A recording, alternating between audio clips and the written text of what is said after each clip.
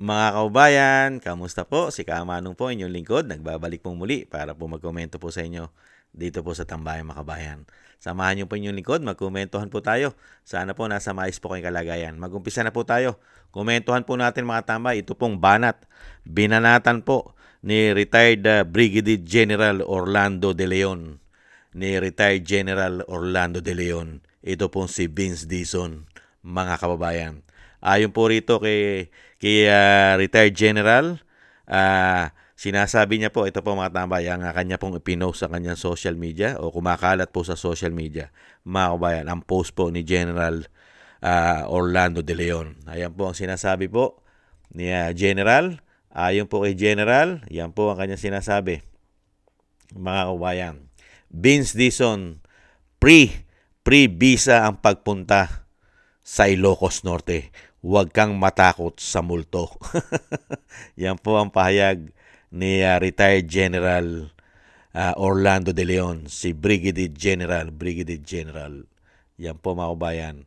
Ayon po kay General Vince Dizon, Secretary Vince Dizon, pre-visa, libre nga naman ang visa, ang pagpunta sa Ilocos Norte. Huwag kang matakot sa multo. Totoo naman po yun. Totoo naman po si retired General De Leon, mga kabayan. Bakit po? Lahat po inimbestigahan iniimbestigahan po lahat halos yung tulay at mga flood control, pati nga sa Davao City nagpupunta. Pero bakit po iniiwasan at takot yata sa multo pagdating po sa Ilocos Norte?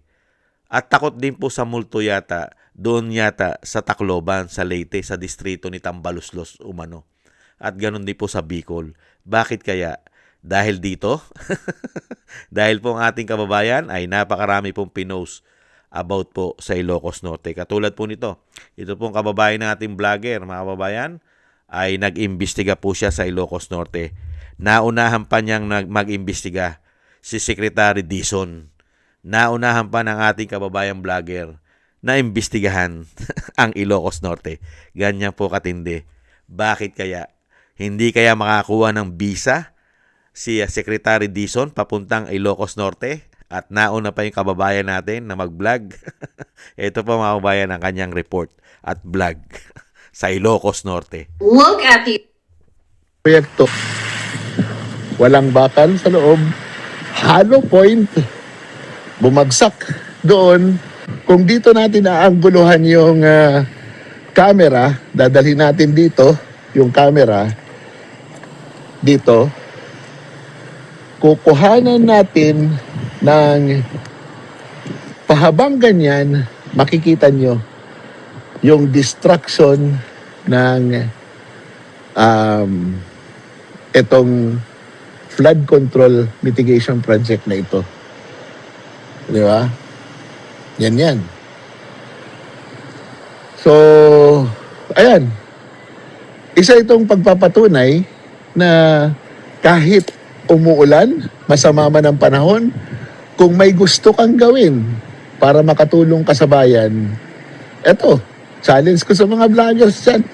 Maghanap din kayo ng mga proyekto na sasabihin nyo na substandard, ghost, at kung sabihin natin na kinurap o kinurakot ng mga empleyado ng gobyerno. Kasama na yung ating mga politiko na pinagdududahan natin. Ito, Mr. Marcos, President Marcos, First District ng Lawag kay Sandro Marcos.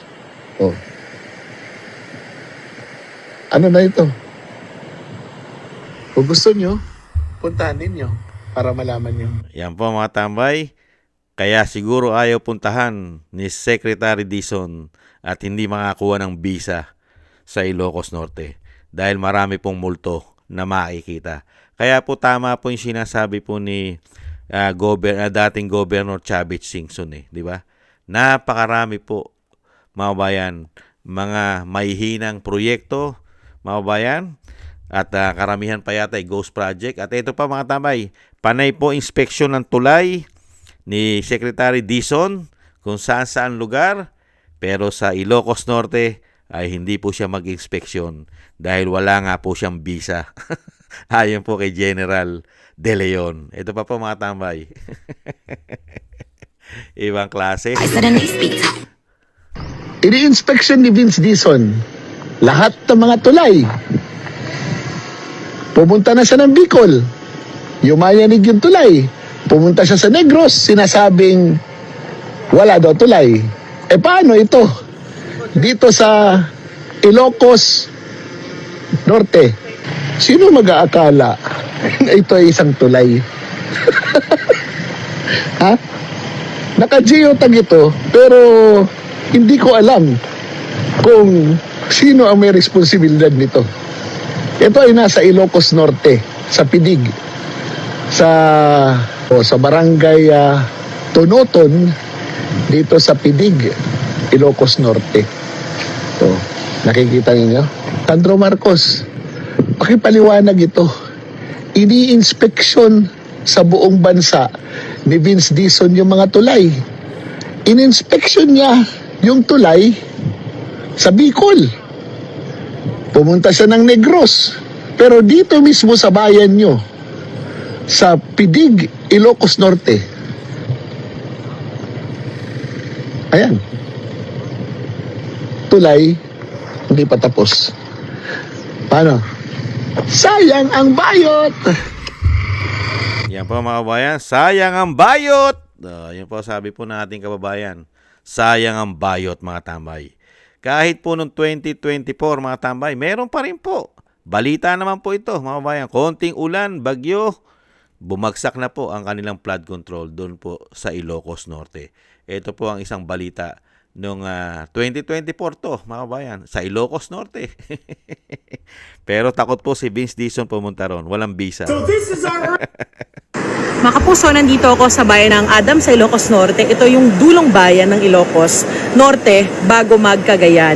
Yung bagyong Ophel, hindi gaanong katindi yung epekto dito.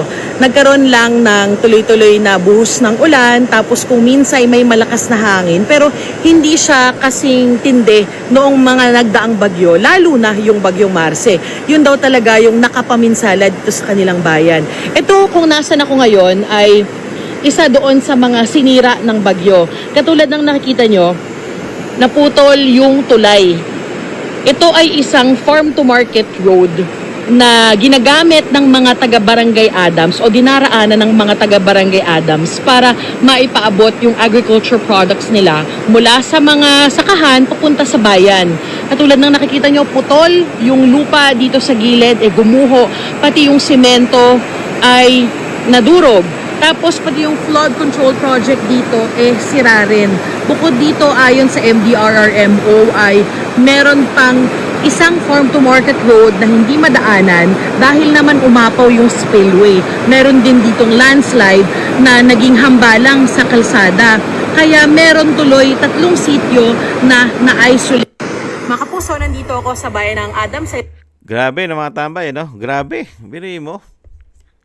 Napakahina po na standard ng trabaho nila, no? Napakahina, mapakarupok. Pati po yung farm to market road, mga tulay, bagsak. Napakahina po yata ng kalidad ng mga proyekto sa Ilocos Norte. Halos po nagkakasira. Sira, tapos tulay, hindi naman tapos. Pero pagdating po sa budget, mga kabayan, katulad po ng Ilocos Norte, katulad po ni Sandro Marcos. Ni Sandro Marcos po, napakalit po ng kanyang distrito, pero siya po pinakamalaking nakakuha na allocable. At may mga insertion pa. How many billions? Kaya po napakasarap pong i-audit at hanapin po ang sinasabing nakuha na pork barrel na tinatawag po nila, na sinasabing mga pork barrel king, mga kabayan, ng Pilipinas nung pumasok po ang binagoong Pilipinas. Ibalik po natin si Ben kung gaano kalaki po ang nakuha na magpinsan. Magtsuhin o sinasabing pamangkin sa pinsan, mga kabayan. Ang tinatawag na pinsan ng tinatawag na bangag at bongit ng kanyang ate na si Senadora Amy Marcos. Ito po, mga kabayan. Ulitin po natin si Mapunta naman tayo sa PCIJ. Dito pa lang sa inilabas ng PCIJ, makikita mo na kung sino ang dalawang pinakamalaking buhaya sa Kongreso. Yung dalawang distritong nakatanggap ng lion share o kung tawagin nila, espesyal na pondo. Ang pangalawa sa listahan, sa Leyte, unang distrito. Nasasakupan ni Martin Romualdez alias Tambaluslos, yung pinsan ng Pangulo. 14.4 billion yung allocable ng demonyo. Saka kanino mo isusumbong yan, laging kasama ni Tulfo. At yung nangunguna sa listahan, Ilocos Norte, unang distrito. Miyembro ng First Family, Sandro Marcos, anak ng Pangulo. 15.8 billion yung allocable ng Batang Demonyo. Batang-bata, bagong hasa, pinakabatang miyembro ng sindikato. Eto nakakapagtaka. Grabe, no? Grabe. Grabe ang pondo. Nakita nyo po. 15 billion mahigit, mga bayan, ang allocable ni Sandro Marcos. Napakaliit ng kanyang distrito, mga bayan. At nakita po ng mga kababayan natin at nagpunta po ron at nag-imbestiga sila sa Ilocos Norte. Nakita nyo po mga flood control, ang market to farm road, mga tulay, at pati mga tulay, mga kabayan, hindi tapos. Sira ang mga flood control, napakahinang klase, walang mga bakal, matatabang ang mga simento, pero sa kabila nun, how many billions ang nahawakan po ng batang-batang magnanakaw daw po umano, ayon kay Ben. Batang-bata na magnanakaw at hinahasa na umano, ayon po kay Ben. Nakita nyo po. At ayon po kay retired Brigadier General, ayon po kay retired General Orlando De Leon, nasaan na Vince Dizon? Masyado kang obvious. Masyado mo yatang pinagtatakpan ang batang-batang magnanakaw umano ng Ilocos Norte. At ang mga proyekto sa Ilocos, masyado yatang special na special. Bakit? Kailangan pa ba ng visa pagpunta sa Ilocos Norte? At ganun din sa Tacloban, sa distrito, sa Leyte, ni Tambaluslos. Napakahirap po bang puntahan yan at kailangan pa ng visa? Pre-visa naman daw. Sabi ni retired General De Leon, Orlando De Leon, kamusta na Vince Dizon? Masyado yata, masyado yata. At bagay, alam naman po natin, nagagawin naman talaga yan umano ni Secretary Dizon. Sino po ba nag-appoint yan? Ikaw ba naman, mag-a-appoint ka na mismo yung i-appoint mo ang susuwag sa'yo? Baka si baka agad. Tanggal ka sa pwesto. Hindi po ba? Kaya nga po yan nilagay dyan Hindi po ba? Secretary Dizon, kaya po kayo nilagay dyan para po yata proteksyonan nyo ang Tambaluslos at ang Ilocos Norte at ang Leyte o ang Tacloban. Hindi kaya para protektado nyo sila? Hindi po ba? At kung saan nyo na lang dinadala ang investigasyon. Panay ang investigasyon nyo sa ibang lugar, sa ibang probinsya. Pero iniiwasan nyo ang Tacloban, ang Leyte, ang Ilocos Norte. Unbelievable! Masyado na po kayong halatado. Bulgar na po yata. Pati ang retired general na si Orlando De Leon ay binobolja kayo. Kitang-kita ng dalawang mata ni General ang ginagawa ninyo. Bakit? Ilang buwan na, ilang beses kayo nagpunta sa Davao City. Wala kayong nakitang ganyan sa Davao City na hindi tapos na proyekto at giba-giba na flood control. Hindi po ba? Nakakita lang kayo dyan, kakapiranggot. Bakit? Lumindol Ang lakas ng lindol nung yung isang taon. Di ba? 7 point plus. Di ba? Ang lindol sa Davao. Pero hindi po nag-crack at nasira lahat ang proyekto ron. At hindi matabang ang semento at yung sinasabi po sa Ilocos Norte ng ating kababayan na walang bakal, meron man, walis ting-ting lang yata ang laki, ang sukat ng bakal. Malaki pa yata daliri ni Kamanong doon sa bakal. At iilang piraso yata ang inilagay. Yung iba, baka kawayan lang ang inilagay. Hindi kaya? Kaya mga kabayan, masyado na po tayong pinaggagagago. Masyado na po tayong binubudol at ginagawang tanga, gago at bobo ng administrasyong ito umano. Kunwari umano, imbestiga rito, imbestiga ron. Di ba? Puro imbestiga.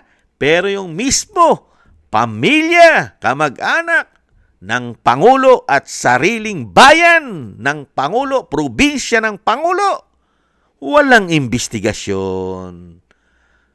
Halatado na kayo. Kaya nga po gusto po ng taong bayan, yung wish. Ang iniintay na lang po dahil po ngayon ay wala pong magawa ang mga Pilipino. At hindi po pwedeng asahan at hindi yata maaasahan ang mga men in uniform pagdating sa korupsyon. Hindi kaya ang ating men in uniform ay malabong maasahan pagdating po sa malawakang korupsyon at pagnanakaw ng mga politiko sa ating bansa. Hindi po yata maaasahan yan ng mga Pilipino dahil sila po yata ay tulog dyan. Dahil meron din po yata silang issue na napakalaking bilyon yata, mga kabayan. Meron din yata silang issue dyan, mga allocable proyekto na hindi bababa yata sa 15 billion ang ating mga kasundaluhan o ang tinatawag na AFP. Hindi kaya? Kaya nananahimik din kaya sila sa malawak ang korupsyon na ginagawa ng mga magnanakaw na politiko ngayon sa ating bansa? Nagtatanong lang tayo sa mga men in uniform. Dahil matagal na pong tulog yan, mga kababayan. Kaya po nagkakandaleche-leche ang ating bansa. Kaya nga po patuloy na bumabagsak at bagsak na po ang ekonomiya ng ating bansa. Baon sa pagkakautang, bagsak na ekonomiya, bagsak na piso. Kawalan ng mga investor na malalaki na pumapasok sa ating bansa. Nagmamahalang bilihin at sinasamantala tayo ng mga oligarkiya umano sa pagtaas ng ating mga bayarin sa kanila. Hindi po ba? Kaya nakakalungkot po, mga kababayan, na nangyayari sa ating bansa. Naging sindikato na po yata ang gobyerno ng Pilipinas. Hindi kaya naging sindikato na at nagsabwatan na po lahat sila. Pati yata ang tagapagtanggol ng mga Pilipino ay kasabwat na rin yata nila umano at naging proteksyon o protektado pa yata ang mga magnanakaw umano. Hindi po ba? Kaya nakakalungkot po mga kabayan na nangyayari sa ating bansa at tayo po ang nagsasakripisyo. Tayo pong mahihirap ang nagsasakripisyo po sa mga ganitong sitwasyon dahil kailanman po sila ay walang sakripisyong magagawa at hindi po sila kailanman magsasakripisyo para sa ating bayan dahil sila po ang ugat at problema ng bansa sa ngayon. Paano magsasakripisyo? Sila nga ang problema ng bansa ngayon at ang pera ng taong bayan ay sa kanila napupunta halos, pati yata ang inuutang. Katulad po ng batang-bata na magnanakaw daw po umano, mga kababayan. Yan po mga kababayan, ang komento po natin dito po sa pahayag at talagang hinahamon po ni retired General Orlando De Leon, ito po si Secretary Vince Dizon, na pre-visa sa Ilocos Norte at ganoon din po sa distrito ni Tambaluslos. Libre ang visa. Pwede kayong pumunta. Napakatagal na. Last year pa, hindi kayo pumupunta at nag-iimbestiga sa Ilocos Norte at ganoon din sa distrito ni Tambaluslos. Bakit kaya, mga kababayan? At alam din naman po natin ang sagot yan. Maraming salamat po mga kababayan sa mga nagusto po natin tambayan mga kababayan sa YouTube at TikTok. At ganoon din po sa ating mga subscribers. Mabuhay po kayo. Thank you po sa inyo. Shoutout po sa inyong lahat. At syempre, thank you po sa mga komento po ninyo. Like, share, and subscribe. Mabuhay po kayo mga kababayan. Thank you po. Shoutout po sa inyo lahat. At thank you rin po sa mga nagbibigay po ng tulong at biyaya. Shoutout po sa inyo mga kababayan. Kay Tatay Nick ng Canada, Eric Hershio ng Canada, kay Balance Vision TV, kay Gay at Siena, kay Ani Jo, ako si Phil Am, Kingston ng Hong Kong, si Gina Ray, Solid DDS ng Berlin, Germany, si Jake Yahut ng Maisog, California, USA, Julieta Silona ng Sydney, Australia, at si Baby Roman at Ate Isa ng Cagayan. Thank you po sa inyo mga kabayan. Maraming salamat po at shoutout po sa inyo lahat. At ingat-ingat po kayo sa inyo po mga paggawa. Thank you po mga kabayan. God bless po sa inyo. God bless po sa atin lahat. Ingat-ingat po at tiis-tiis lang po mga kabayan. Paalam. Bye-bye.